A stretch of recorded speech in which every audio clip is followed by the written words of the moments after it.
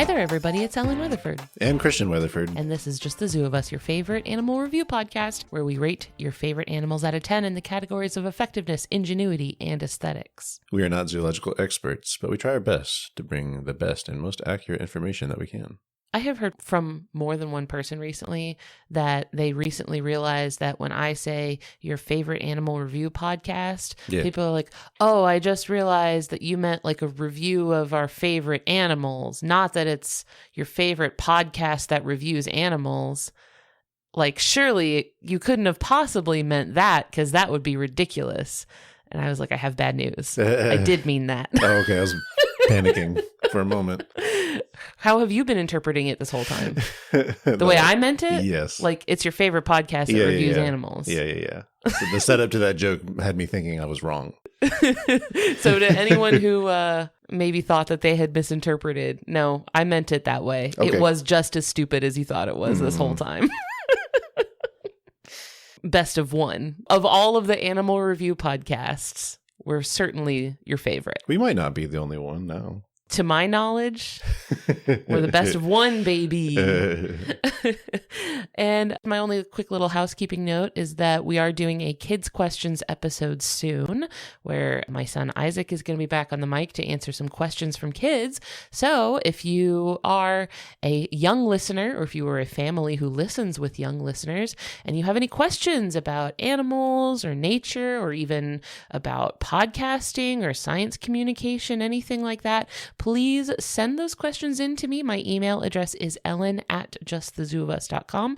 And please include kids' questions in the subject line or something indicating that this is for the kids' questions episode, because that is how I organize things.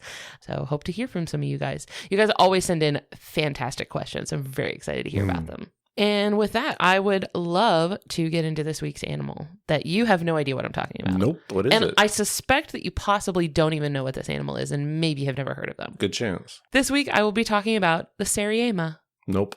Don't know anything about that. What is the name? What are the vibes of the name to you? Small deer. You know, not at all close. Yeah. But I could see some similar vibes. Mm-hmm. Seriema, they belong to the family Cariamidae, I think is how you pronounce that. The species was submitted by Chelsea Lightfoot, who was inspired by Twiggy, a Seriema, specifically a red-legged Seriema at the Point Defiance Zoo. I still have no... I know. I'm going to see how far I can get. It's got red legs if it helps. And more than one, but... Mm-hmm. More than one. What do you think the upper limit is of the number of legs? 8 or 10? Yeah, 10, I suppose. So we're working with an animal that has somewhere between 1 and 10 legs. Yeah, no, between 2 and 10 legs. Because you used a plural form of legs. Oh, that's true. That's true. I did give it away that we don't have... Are there any animals that only have 1 leg? I don't think there are. It's like being pedantic for no reason. Hey there, it is the editing version of me. I guess I forgot that mollusks existed here because gastropods and bivalves both typically have 1 foot and therefore 1 leg. Sorry, mollusks. Seriema is, drum roll please. Is it a bug? No. You're not doing the drum roll. Oh. I asked for a drum roll. Do you want it on the mic? Because here you go. No. It's going to sound terrible. Seriema is a bird. Okay. They are a very strange bird, very unusual, super unique bird, which is possibly why you've never heard of them. Okay. They are real oddballs. I'm getting all of my information from a few different sources that will all be cited in the episode description. So if you scroll down, you can see all of the sources and articles and papers and stuff that I got this information from. Seriemas are typically about 3 feet tall, like between 2 and 3 feet. So a pretty tall bird. Yeah. They are only found in eastern South America, from Brazil down to about central Argentina. They're particularly found in grasslands. So there's sort of a region called the Cerrado, which are these big wide open savannas throughout Brazil. And there are 2 species of Seriema. There is the red-legged one and the black-legged Seriema. And they are the only living members of the family Cariamidae, and in fact, the entire order of Cariamiformes. Wow. So these 2 species are the only ones in their entire order. Do you have a picture for me? I'm struggling over here. I just realized that would probably be pretty helpful. I'm going to show you the red-legged Seriema because they are by far the more common and well-studied of the 2. And this is also the species that is found in most like zoos and aviaries and stuff like that. It's cute, and I feel like I've seen it before. You may have seen them before. There is a specific YouTube video that I'm going to talk about in a little bit that you may have seen. It also might be ringing a little bit familiar to you because I feel like they're extremely similar to secretary birds. Yeah. And they are, in many ways, very, very similar to secretary birds, though not at all related. I imagine, given secretary birds are on Africa, right? Yes. Yeah. So secretary birds are found in Africa, and they're also more closely related to like accipiters, so like hawks and eagles and stuff like that. But seriemas are not. Although they are the only living members of this order does contain some very interesting extinct families, including the terror birds. Have you ever heard of the terror birds? Yes, that was actually the one extinct bird I know of in South America. Where have you heard of terror birds? I feel like I really don't hear about them very often. Usually in fantasy things that have stuff like them. I think Dungeons and Dragons is one of them. I want to say the chocobos in Final Fantasy. You could draw some parallels there. For sure. Yeah, definitely. Yeah. I haven't played any of the Final Fantasy games, but I've seen the chocobo and it does look like just a giant terror bird. And then, of course, there's like the sort of video game taxonomy of like all the other terror bird adjacent things that were inspired by chocobos. Yeah. There's a video game coming out. I don't know when it's coming out or any other information about it, but it involves the protagonist is a Maori young woman, and I think there are moas like in the game. The game I was thinking of here is called Guardian Maya. You can learn more about it at theguardiangame.com. And moas are not the same as terror birds, but it has similar vibes to me. Big, giant, extinct bird. Those are in that game Icarus that I play off and on. What, moas are? Yeah. Whoa, that's cool. You can ride them. What? I would suspend disbelief for that. There's no way a moa would let you do that. It would be suspended far before that. Anyway, about terror birds, because I realized we've never talked about terror birds on this podcast before, and I really actually did not know very much about them, so I had to look them up. They are some of the largest birds known to have ever existed on the planet. A fossil skull from a species in the genus Kelenken measured over 2 feet long, and that was just the skull. The skull was 2 feet long. The entire bird was estimated to have reached up to nearly 10 feet tall, or over 3 meters.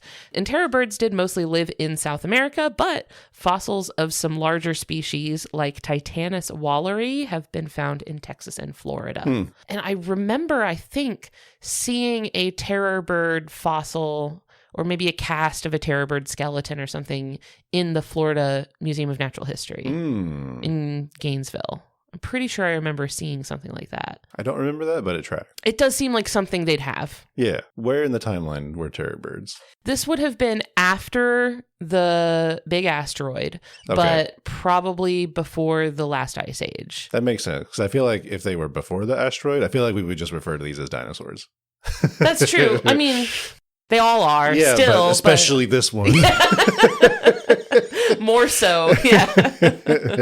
Well, I'm going to talk about this a little bit, but there are some traits that seriemas have that are surprisingly more in line with extinct dinosaurs than any other bird today. Okay. But yeah, the terror birds were also flightless predators. They had huge, bulky heads and very, very muscular necks.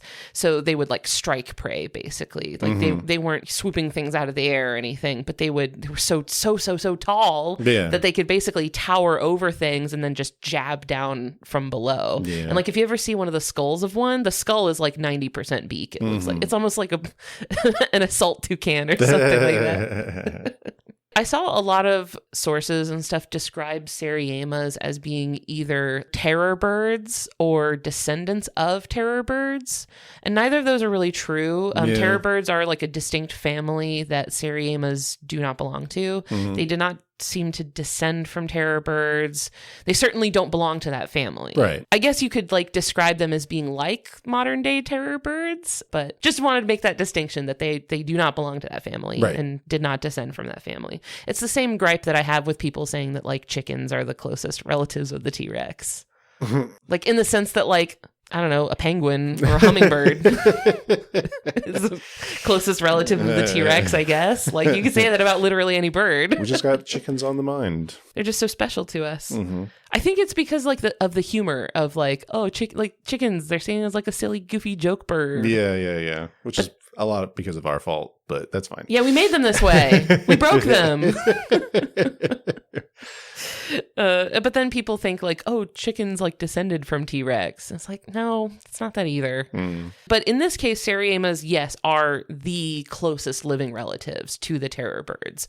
Maybe the terror birds were just doing too much. And the seriemas were like, I'm going to tone this down a little bit. Well, that was a common thing, right? There was a lot of megafauna around that size category that just didn't make it. Right. I wonder if maybe the loss of some of that Pleistocene megafauna had to do with the failure of the terror birds. Like there just wasn't as much giant prey around for them to like sustain a huge predator like that. I don't know that. I don't know. But I wonder if that was like a cascading effect of those like ice age extinctions, you know? Yeah. Probably. Yeah. Because they didn't make it. But you know who did make it? Seriemas. Let's talk about them. Yeah, let's bring them out from under the shadow of their long deceased relatives, I guess. So if this is anyone's first time listening to this podcast, we rate animals out of 10. The first category is effectiveness, which are physical adaptations, things that are built into the animal's body that let them do a good job of the things that they're trying to do. And I'm giving seriemas a 9 out of 10. Okay. I want to talk a little bit about their similarities with secretary birds. Very leggy. They're so leggy. They're like mostly leg, I do feel like. But so seriemas do have a lot in common with the secretary birds. They both have the feathered crests on the head, but like the seriemas are in the front. And the secretary birds are in the back. She's got like a ponytail moment, whereas the seriemas have like anime hair. Yeah, like anime bangs. They've got like Yu-Gi-Oh hair. Yeah. It's like going crazy in the front. It's a reverse mullet. Oh, yeah. Party in the front. It's a newly introduced main character in JoJo. The stand user could be anybody. The seriema. Both the seriema and the secretary bird are adapted to running. So they have these really long, sort of stilt-like legs. They also have really long tails for balance. So while they're running, they like kind of have this counterbalance behind them. Actually reminds me a little bit of a roadrunner too. And also some of their behaviors are pretty similar. So both of them do the same, like striking at prey with their feet. And they hold their wings back behind them to kind of keep themselves stabilized when they're like jumping away from prey or something. Okay. Very similar behaviors. They both also have great eyelashes. Although the secretary bird is eyelash mogging them a little bit. The secretary bird her eyelashes are hard to beat. Yeah. Can't secretary birds also fly? They can fly, yes. Seriemas also can fly, but they're pretty bad at it. They can only fly for like really short distances, whereas I think secretary birds are decent at flying. Seriemas just, they don't do it very much. They really more so use their wings as like, rather than using them for like full-on powered flight, they're more like a jump booster. Yeah. like a jetpack almost, like helps them just like jump higher if they need to. They don't usually use them for like long distance flight. Heavier chickens and guinea fowl will do this too. Yeah, kind of like that. So they spend more of their time on the ground. They're a little bit more adapted to life on the ground and running. You know, they're like grassland specializers, basically. They're meant to sort of cross long distances of like flat grassland. So one thing I mentioned earlier that makes seriemas unique among living birds, but is weirdly reminiscent of ancient extinct dinosaurs, are these claws that they have on their second digit. Let me see if I can pull up a picture of this for you. I'm going to find a close-up of the seriema's foot. Look at this. Oh, it's like the raptor. It is. Tap, tap, tap. It is exactly like anyone who is a fan of Jurassic Park would remember from the velociraptors in Jurassic Park. They have that sickle-shaped claw. Right. Remember how in the beginning of that movie, like the main guy like scares that 8-year-old? Yeah. Like it could disembowel you like this and this and this. Would slice your stomach open. Why did he do all that? Yeah. Well, I actually rewatched this scene while I was doing these notes. Oh, okay. Because I was I remembered that too. I was like, why was he like harassing this kid for no reason? The kid, it was because he was basically hyping up the velociraptor. And this kid in the background of the scene is like, more like a 6-foot turkey. And like the adults around kind of like chuckle at it. Yeah. And so he decides that he needs to, as a full grown adult man, I guess needs to humble this 8-year-old. And like gets down in his face and is like describing how a pack of velociraptors would slice his stomach open. Yeah. And he's got that like prop with him. It's the sickle claw of a velociraptor that he's like pretending to like slash this kid open with it. Yeah. It's such a weird scene. Yeah, rewatching it. I'm like, why are you doing this? Archaeologists. No, wait, paleontologists. There you go. Yeah, delete those emails, guys. Discard those drafts. We got there. We figured it out. Thank you. I just had to reference They Might Be Giants. Sorry. Like in my brain, like which one was the correct word? Am a pig. Okay, got it.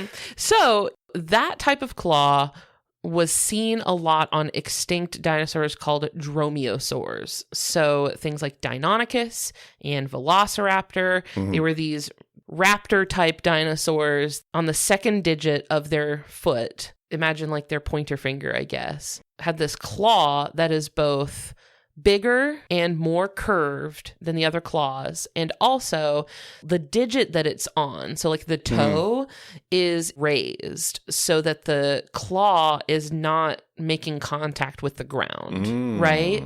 So the idea there is that it keeps the claw from being dragged on the ground and it keeps it sharp. So that's why the claw sticks up like that. I see.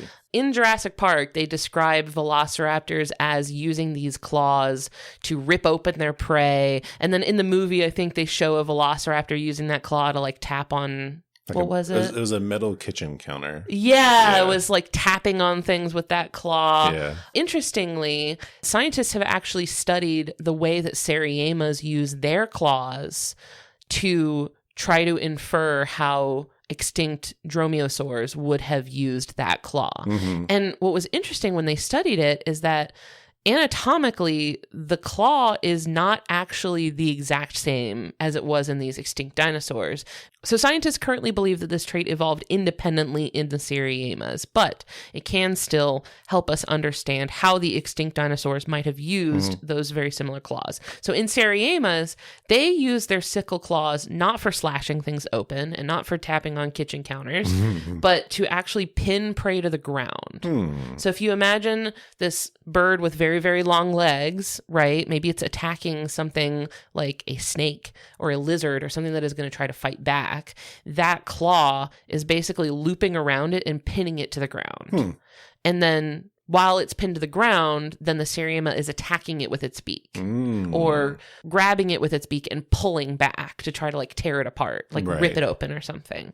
So birds of prey like hawks and eagles have basically like turned all of their claws into sickle claws. So like they're much more made for grasping, right? Yeah. Like, because they can perch on a branch, right? Yeah. Seriemas don't have that option. They have to stay on the ground. They're made for running on the flat ground. So they still need like most of their toes to lay flat on the ground so they can run. But they need one for grasping. So it's interesting how they've basically developed like two different types of toes. Yeah. For running and for grasping. Now, you described that toe as being the second digit. Yes. But when you look at it, it is like the leftmost digit. Are we counting like that back toe as the first digit? Oh, yeah, okay. The back toe counts as the first digit. I see. You can think of that as being kind of like the thumb. I see. Okay. Of a bird. Got it. Makes sense. That digit is very small and like elevated behind the foot. Kind of like in dogs, it's a dew claw. Is that what they call it? Yeah, it's like that. And that also kind of brings up something funky that we've talked about with things like flamingos and stuff. How like when you look at a bird that has really, really long legs, the leg anatomy is not what you first expect it to be. Sure, yeah. Do you know what I mean? Yeah, like where and how it's bending and such. When first like a flamingo bends its legs, you think, oh, it just has like backwards knees for some reason, right? Right. But that's just not where their knee is. Yeah. That's like their ankle. Yeah. And like the real knee is all the way up, like next to the hips, basically. Yeah. It's just a very, very different from ours. So in seriemas, the claw is being held up by a fleshy pad on the toe so that it's not being like scraped along the ground and dulled. And this behavior of the seriemas is like pinning their prey down with the claw and then just using their beak to attack rather than like slashing it open actually supports what has been the leading hypothesis for the use of sickle claws in those extinct dinosaurs.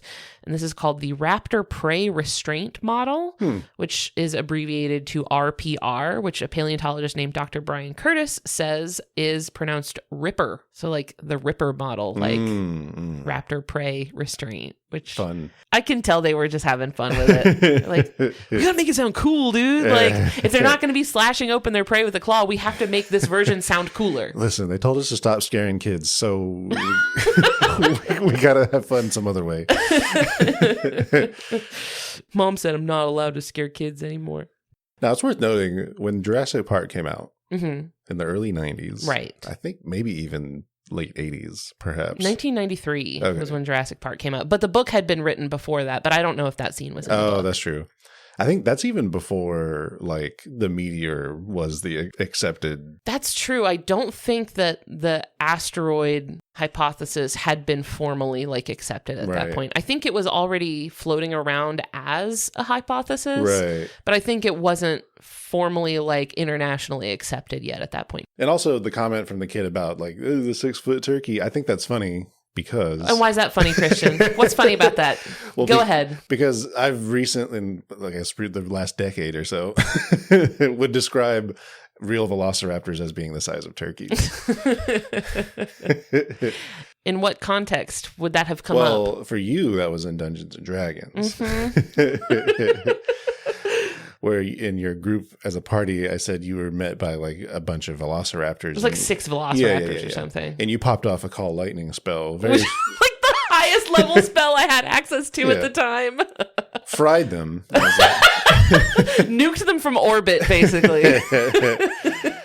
And was so surprised. I was like, wow, why did we take out those velociraptors so fast? I thought this fight was going to be a lot harder. Yeah, it turns out theater of the mind. Really working against us. You were like, these things are size class small. What are you doing? Oh, well. How big were velociraptors actually? I'm running a quick Google search to see how big they actually were. Don't want to give people incorrect velociraptor information on this podcast. Velociraptor is one of the dinosaur genera most familiar to the general public due to its prominent role in the Jurassic Park films. In reality, Velociraptor was roughly the size of a turkey. Yeah, see? It says on Wikipedia, considerably smaller than the approximately 2-meter long and 90-kilogram reptiles seen in the novels and films, which were based on members of the related genus Deinonychus. Mm-hmm. Interesting. Yeah, you're right. It is about the size of a turkey. They took the cooler design but added the cooler name. Yeah. So. You get the best of both worlds. I thought this was interesting how like seriemas, although being I feel like not a very well known to the general public bird, are like one of the best models of the use of this ancient trait that like we have no other real world. Like there would be no other way for us to know how a real dinosaur would use that claw without like seeing it in action, basically. Like studies of seriema behavior helped scientists understand more realistically, like, okay, what would dinosaurs have used this claw for? Do you want to hear a wild use that they gave it in a later Jurassic Park movie? Oh boy, what was it? Was it texting or something like that? No. They had it to where it should have been texting. On a T9 phone? That would have been crazy. 888. No. So the Velociraptor like knocked down a guy, not a main character, but like a guy. And then like the guy was trying to crawl away on his stomach. Terrible idea. But the Velociraptor stepped on the guy's back and then stabbed him in the spine with the toe, disabling him, but still alive. And it was setting a trap. Like, because the guy was still alive and yelling for help. Like, it set a trap for the other humans. Oh, which one was this? I don't remember. It was like the third, I think. Oh, so there is a really, really famous fossil of a velociraptor in a fight with another dinosaur. Where it's basically like mid-stabbing the other dinosaur with its claw, with its sickle claw. suggesting that it probably used it in combat, right? Maybe, yeah. Let's see if I can find it. Okay, the fossil is called Fighting Dinosaurs, presenting a Protoceratops and Velociraptor locked in combat. Oh, it is a really cool looking fossil, actually. But it does include the Velociraptor has its sickle claw like in the neck of Protoceratops. Interesting. So that you can see it like mid stab. So like, yeah, they probably used it. I mean, you're not going to like, have a knife on you and then in mid fight be like, oh no, sorry, that's my gripping knife. Yeah. I do wonder, like, what were the events that led up to them being fossilized in that pose? Yeah. That volcano's erupting. Nah, we got beef. Stay focused. Stay focused. Bro is locked in. When I say it's on site, it is on site. The ops never sleep. Yeah. I don't know what the circumstances were that led to that fossil, but it is a really cool looking fossil. It's not like the Velociraptor would have been like, no, I can't use that. I can't use this claw for fighting. That's not what it's for. Right, it's like having like fabric scissors. Unless. Oh. Alternate, I guess, origin of this fossil. It got stuck and died there. They both did. Well, no, and then the dinosaur just was going around with this Velociraptor stuck to it. Yeah, it's a corpse, but then got fossil. Don't you sometimes hear about like deer doing stuff like this? I told you a story about a bull doing this to a goat. Oh, that's right. That's just personal lore. I feel like I've heard of deer doing something like this, where they'll be walking around with like a part of a dead animal. Oh yeah, I think I've heard that one too. Like it was basically the whole like skull of a different deer whose antlers got stuck in its antlers. Yeah. Oh, but your bull story is very similar to that. Yeah, but that's a personal. Yeah. Do you want to share that? Haven't I already? I think I already. I don't know if you've told this story before. Maybe it's a little gory. We're already like 2 tangents deep. So, oops, all tangents. This podcast is tangents all the way down. I'm sorry. Well, let's take a quick break to hear from our friends on the Maximum Fun Network, and then we'll talk ingenuity, aesthetics, and some other stuff for seriemas. What's more action-packed than prestige television? With more continuity than comic books? And more reality than reality television? It's professional wrestling! And to better understand wrestling is the ultimate form of entertainment. You need the Tights and Fights podcast. This is the perfect wrestling show with a lot of love, a lack of toxic masculinity, and just the right amount of butts, cats, and spandex. Listen to Tights and Fights every Saturday on Maximum Fun. You know, we've been doing My Brother, Me for 15 years. And maybe you stopped listening for a while, maybe you never listened. And you're probably assuming 3 white guys talking for 15 years. I know where this has ended up. But no, you would be wrong. We're as shocked as you are that we have not fallen into some sort of horrific scandal or just turned into a big crypto thing. Yeah, we don't even really know how crypto works. The only NFTs I'm into are naughty, funny things, which is what we talk about on My Brother, and Me. We serve it up every Monday for you if you're listening, and if not, we just leave it out back until it goes rotten. So check it out on Maximum Fun or wherever you get your podcasts. The next category that we rate animals on is ingenuity. These are behaviors, ways that the animal is navigating their world and solving problems that they face. I'm giving Seriemas an 8 out of 10. Clever girl. I can't believe I didn't put that in my notes. What's wrong with me? I was waiting for it. Oh, dang. And I was like, it's mine. Haha. That's why you're such a good co-host. Like puzzle pieces, our sense of humor is. All the jokes I forget to make, you're there to... There's a couple of certain behaviors that seriemas are really known for. One of them is sort of a hunting strategy called throwing it on the ground. The whole thing that they do is they throw stuff on the ground as hard as they can. Oh, okay. Oh, yeah, this is just like the secretary bird then. No, secretary birds are much more like kick. Kick. But then like in that one video, it like had a rubber snake and it was just like... Grr. Yeah, so seriemas are really well known for doing this, where they absolutely go to town. Yeah. So they'll usually pin something down and maybe like get a couple quick like kicks in, but their go-to finishing move is they pick up whatever it is that they're fighting and they just slam it into the ground as hard as they possibly can. So a lot of times what they're hunting are things like venomous snakes or lizards, or they're not really super picky about what they eat, so they will just kind of grab whatever and just slam it into the ground. They might like throw it, like fully throw it, or they might like hold on to it and like bash it. And actually, I've seen kookaburras do this. Kookaburras are pretty well known for doing this, much to the horror of tourists to Australia who try to feed the kookaburra. Well, when they do this, like with a snake or something, and they fling it around by the end of its tail, it's gaining an advantage from physics. Yeah. Right? So like, you're getting whiplash, and there's a lot of things in your favor. Yeah.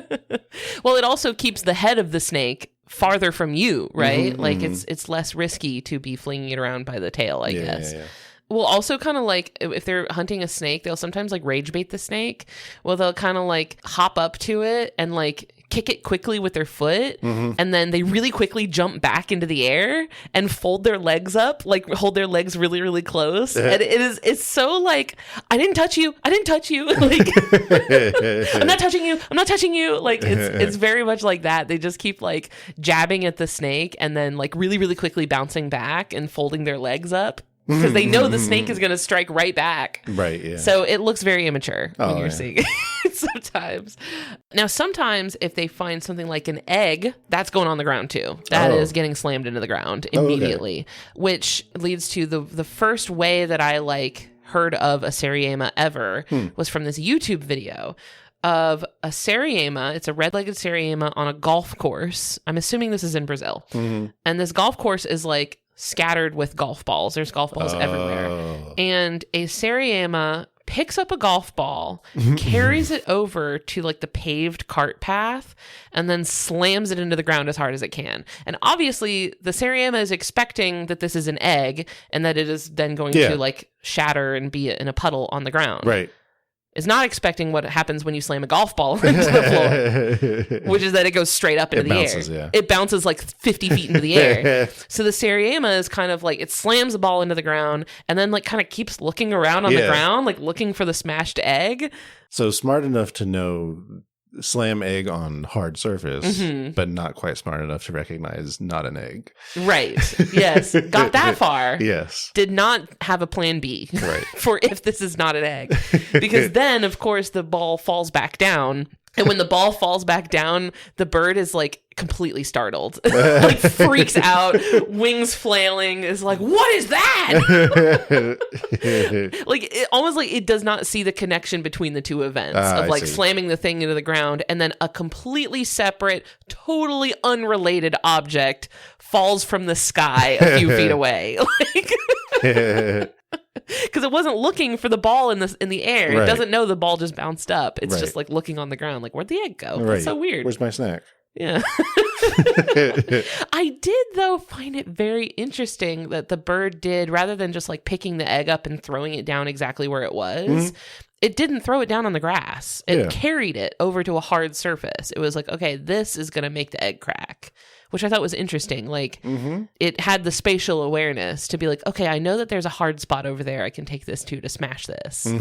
So that was really clever of it. Yeah, I think so. A lot of times captive seriemas, they'll kind of like give them enrichment by giving them like toy rubber snakes or toy lizards or something to play with. And you can see them do the exact same thing. They pick it up and just like slam it on the ground over and over again. They seem like they kind of like intrinsically understand, like they respond intrinsically to like the shape of a snake. Like when they see something that is snake shaped, they're like, well, that's got to go on the ground. Right.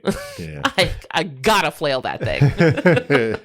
Because when it's something else, like, actually it was in the study where they were looking at how they use their claws. They gave the seriemas both like a toy snake and like a plain keychain, like a key hook that didn't really do anything.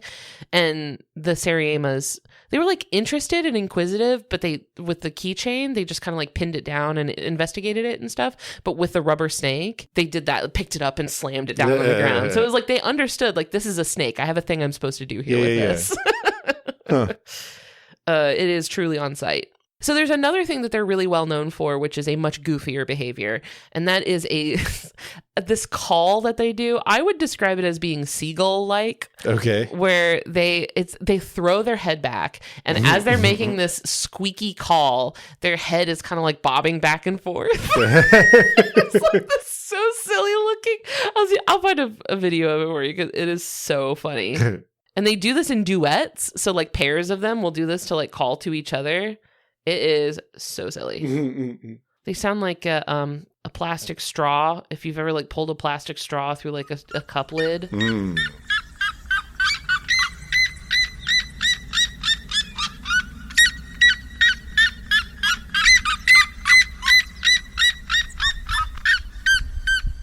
So when they do this, you can hear this from like miles away. I bet, These are incredibly loud. They're like communicating the most annoying way possible to all parties. Is it going for a couple minutes, couple hours? Forever, I would imagine. I would imagine that sort of sound, a few seconds feels like a few hours, I think. It is just the world's most annoying duet. I think it sounds like seagulls. So finally, this brings me to aesthetics for seriemas, which is just how nice this animal is to look at. I'm giving them a 7 out of 10. I think this is a really pretty bird. I have also seen, as the requester mentioned, Twiggy at the Point Defiance Zoo and Aquarium. Oh, really?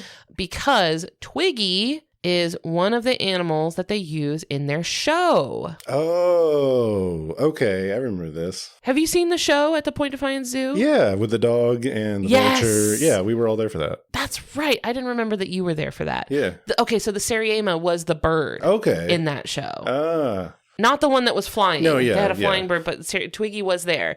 So we did see her. Right. And she's beautiful. She's perfect. That show was really, really fun, by the way. Yes. If you're in Tacoma and you have a chance to go see the show at the Point Defiance Zoo and Aquarium, it's a fun show. It's very cute. They have an aardvark. Yes, that was great.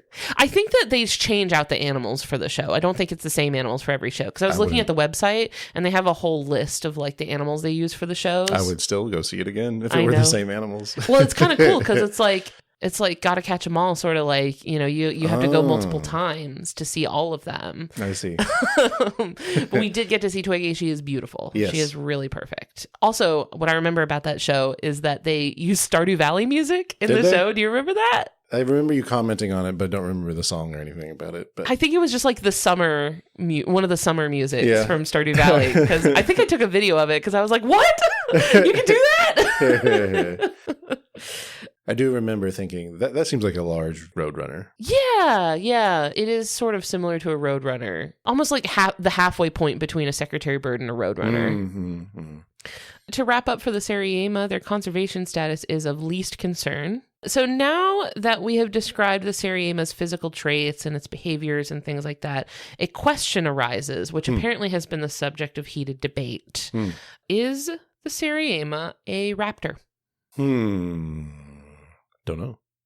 Well, I mean, you kind of have to grapple with what is a raptor, right? Like in the dinosaur sense or in the modern sense? In the modern sense, you know, like when we describe a bird as being a raptor, like which birds do you count as a raptor and which don't you count as a raptor? I think I would say no in the modern sense. So there's been considerable debate over this. Okay. That actually, you know, in conversations like this, sort of like, is this thing technically, debate over like arbitrary classifications and like, do we call this a thing? Right. Like largely uninteresting to me. I'm not usually interested in these types of conversations. Sure. It reminds me of like, is a taco a sandwich or something like this? Like, I fundamentally don't care. Not interested in this conversation at all. But when you get into like how you classify animals, this does have implications for things like research and conservation, right?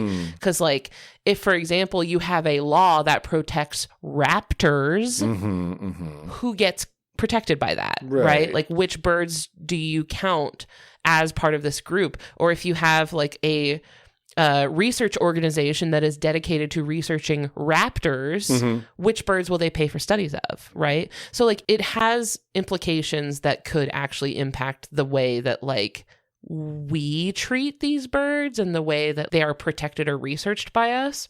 So, in 2019, a paper in the Journal of Raptor Research proposed a new definition of the word raptor because it has, up until then, been quite nebulous. There are all sorts of different attempts at defining what a raptor is, but there's no way for you to like morphologically describe like, okay, these are the traits a raptor has without including things that we would definitely not consider raptors. So things like shrikes or cormorants or like, you know, birds that maybe they have hooked beaks and they are predatory, but they're definitely not raptors.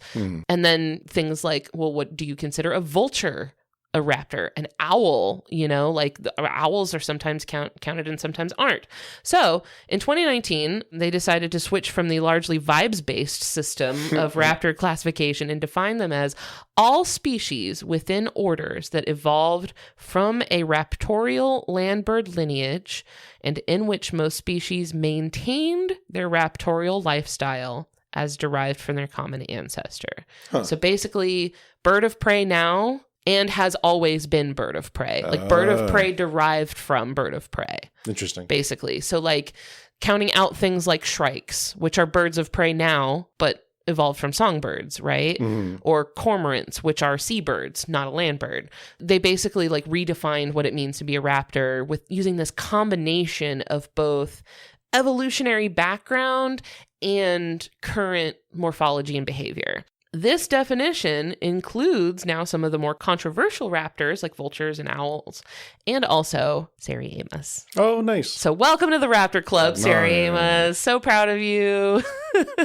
They are now considered a raptor.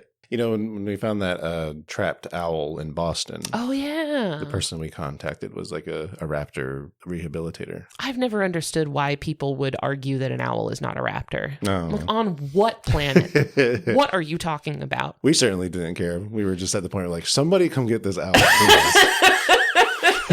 It could be a birthday clown for all I care at this point. I need someone. I hope things worked out for that owl.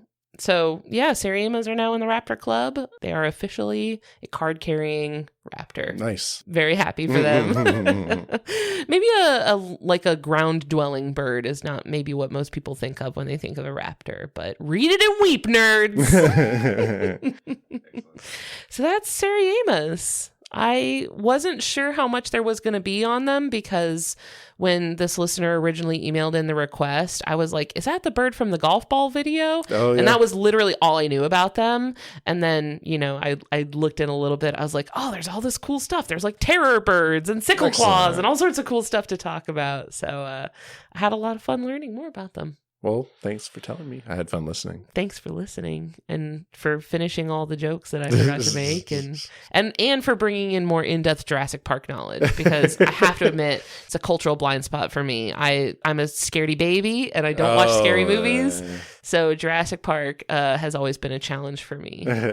The only like Jurassic Park memory that I have of like watching Jurassic Park when I was younger was that my dad unfathomably took me to see Jurassic Park 3 when I was like a little kid. And the only thing I remember from that was the cell phone ringing in the pile of poop. Yes. Do you remember that scene? I do remember that. The cell phone ringing from inside the pile of poop is literally the only thing I remember about the entire movie.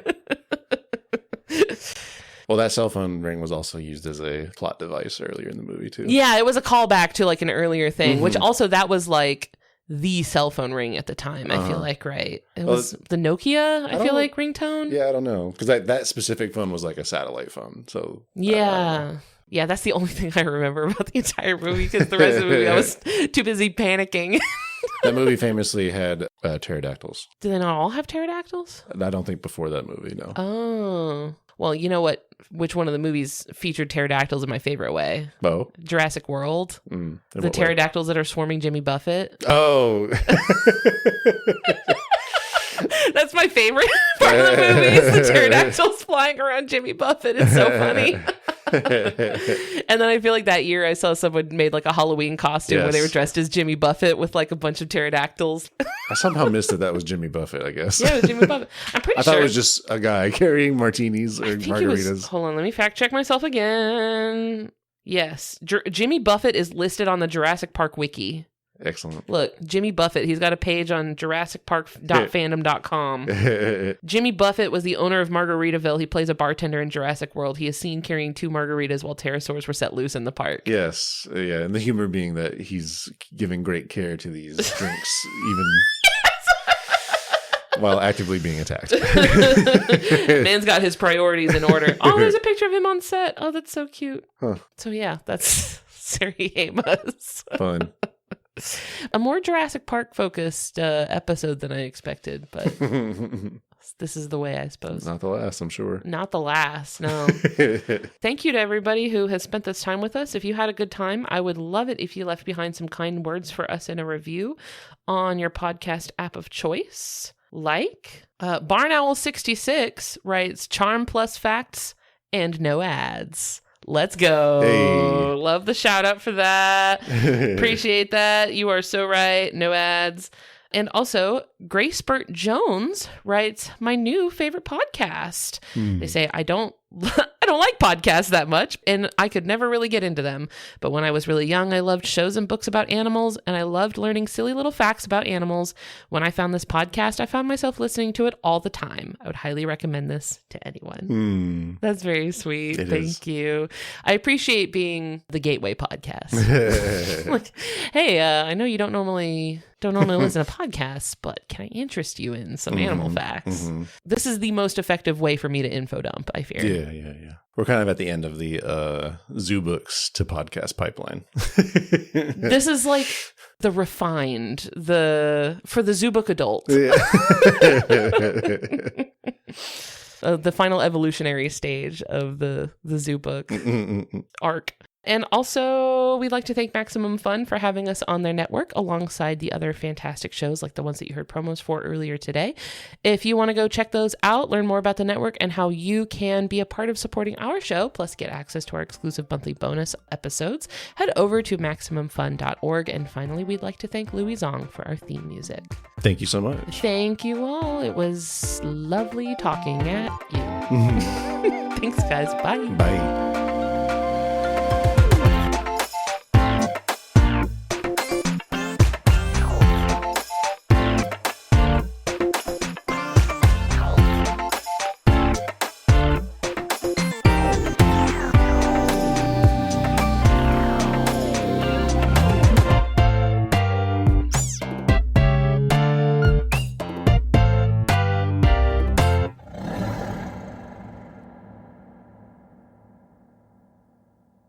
Do you want some water?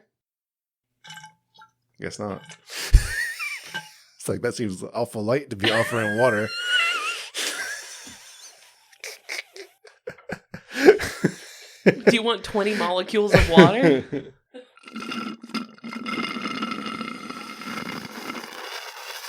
Can I get a clean take of that? Yeah. Make sure you get all the mouth sounds and that's great. I'm gonna put that up on the bonus feed.